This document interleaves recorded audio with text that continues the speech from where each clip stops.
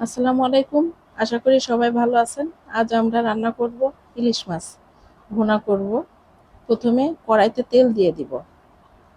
তেল দিয়ে সামান্য একটু লবণ দিয়ে দিব।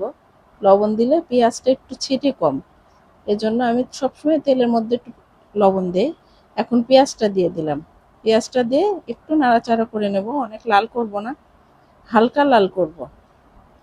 এরপরে বাকি মশলাগুলো দিব। আর পেঁয়াজটা আমি একটু কম দিয়েছি, ব্লেন্ড করা পেঁয়াজ দিব বলে। আর ইলিশ মাছে আমি রসুন বাটাও খাই। অনেকে খায় না, আমার আবার ভালোই লাগে, আমি দেই। এই যে সামান্য একটু দিলাম, হাফ চামচেরও কম দিয়েছি।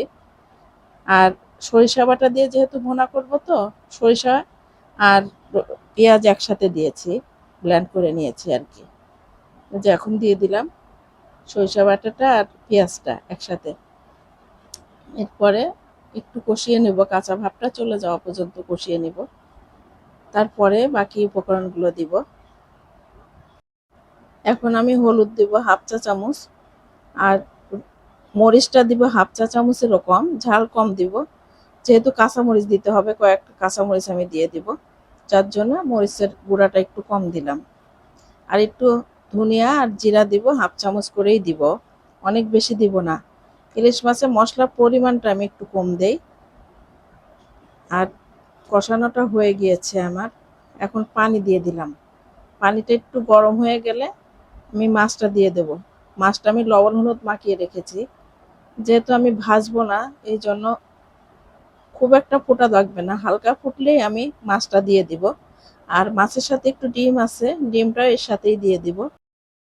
পানিটা হালকা ফুটে উঠেছে, ঝোলটা। এখন আমি মাছগুলা দিয়ে দিব, মাছগুলা দিয়ে ঢেকে দিব।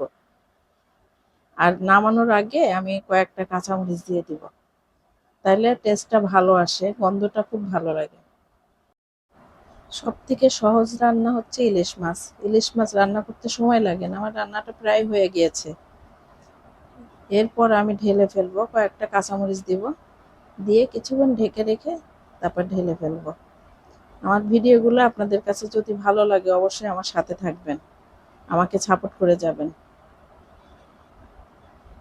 আর আপনারা কে কেমন করে খান আমাকে জানাবেন।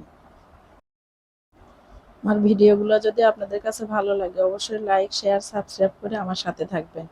আল্লাহ হাফেজ।